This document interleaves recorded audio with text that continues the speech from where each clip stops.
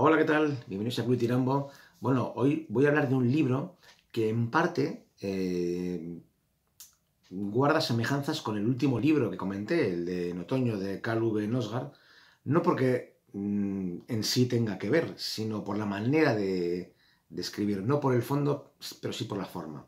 Eh, Al igual que el libro de Nosgard, son textos muy breves, casi un poco en forma de caro diario, un poco de querido diario, pero en este caso tienen un tema, o dos, mejor dicho, en común.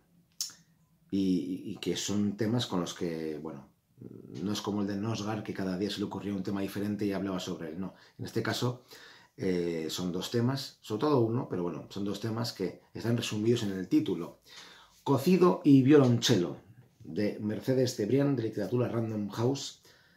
Es un libro muy nuevo, muy actual, porque la primera edición es de, bueno, de enero del 2022, o sea, estamos hablando de nada, de hace unas semanitas.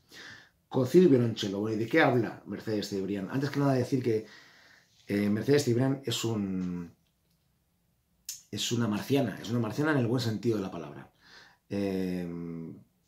Si la sigues en redes, si has leído algún libro de ella, sabrás a lo que me refiero. Es una persona tremendamente culta, tremendamente, supongo que inteligente, y con un sentido del humor desarrolladísimo, un sentido del humor también muy marciano, pero que hace que su mirada sea insólita, que sea realmente interesante, ¿no?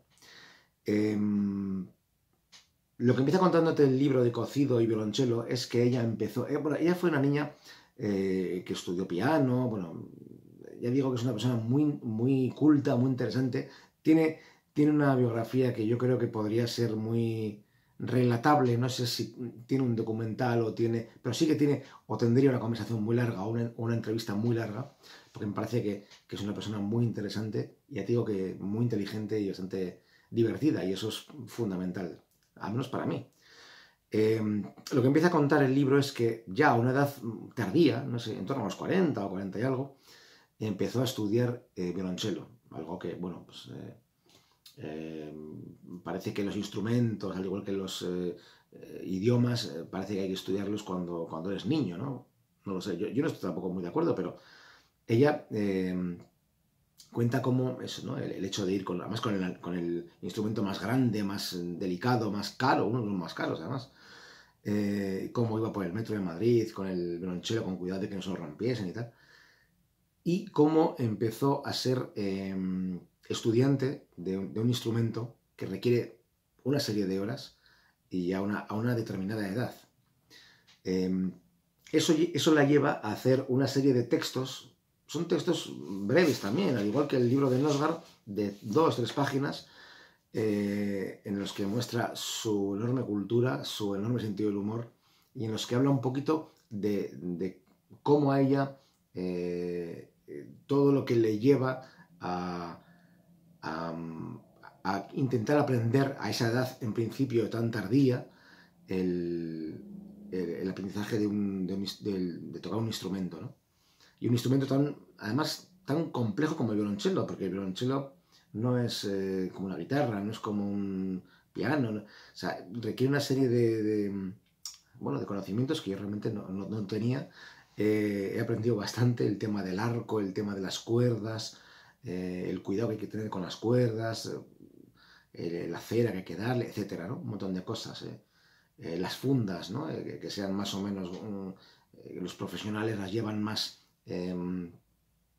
Los profesionales comentan en un momento dado que usan una serie de fundas que son casi más caras que el violonchelo con el que ella empezó a aprender. O sea, estamos hablando de un instrumento que casi se podría decir que es un poco elitista.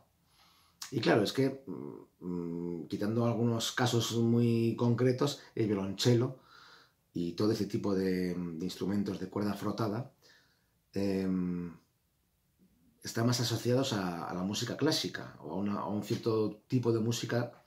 No es, yo no diría elitista, pero sí creo que tiene mucho bueno, de un tipo de música un poco más, selecta.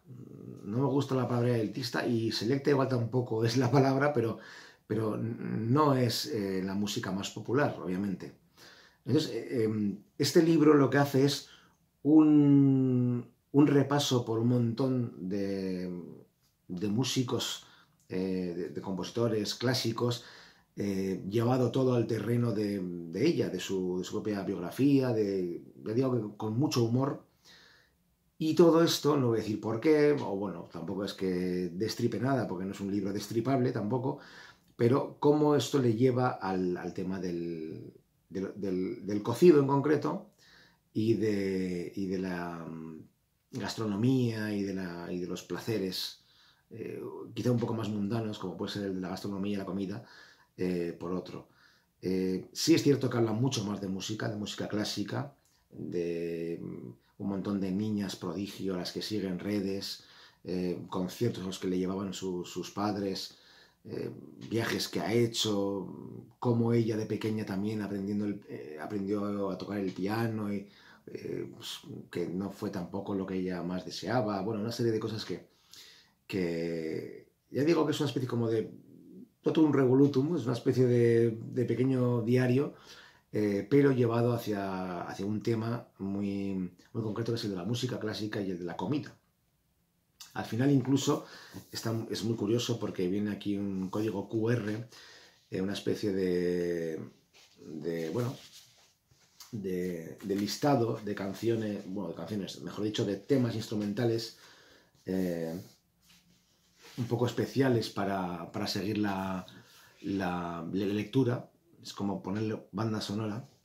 Yo parte del libro lo he leído escuchando otra música. La verdad es que no he seguido el listado que viene en Spotify, pero bueno, lo leeré, lo escucharé, mejor dicho, lo seguiré, porque veo aquí cosas interesantes, ¿no? Veo a Bach, veo a Beethoven, Mozart, Schubert, Boccherini, Tchaikovsky, Chopin, Saint-Saëns. Bueno, hay una serie incluso les Luthiers, ¿no? Porque claro, no olvidemos que estamos hablando de música y de humor también, ¿no? Y yo creo que los grandes que han mezclado la música clásica con el humor son les Luthiers. Cocido y violonchelo es un libro muy curioso. No es un libro quizá recomendado o recomendable a todos los públicos, porque claro, hace falta que te llame la atención la música clásica, hace falta que te llame la atención la gastronomía. Yo conozco mucha gente que no le gusta comer, que come porque para no desfallecer, pero que hay gente a la que no le gusta comer y no le gusta el tema del proceso, de los tiempos. Bueno, por eso digo que es un libro quizá muy, muy para gente que le guste el tema del que habla, ¿no? Ni siquiera para los melómanos en concreto. O sea, yo creo que el libro está recomendado para gente a la que le guste la música clásica, que tenga la mente abierta para aprender un montón de esta marciana llamada Mercedes Cebrián, que tiene un montón de cultura y que te la va soltando. Nunca resulta pedante, pero te va metiendo muchos datos y mucha información de un montón de música clásica, de rusos, bueno, realmente es un libro que se lee muy rápido y bueno, ya digo que es un libro muy curioso, también bastante marciano, todo hay que decirlo, pero bueno, que oye, no todos los libros van a ser bestsellers, ¿no? Es un libro que no es un libro biográfico, no es un libro de ensayo, no es novela, no es... Y yo creo que tiene un poquito de todo, ¿no? Es un libro bastante curioso y además que se lee muy rápido. No llega a 200 páginas, estamos hablando de un libro de 190... Bueno, a ver, si son agradecimientos, a ver, porque esto es la bibliografía, bueno, quitando un poco lo que son aquí las cosas de... Pues 180 páginas, 185 páginas.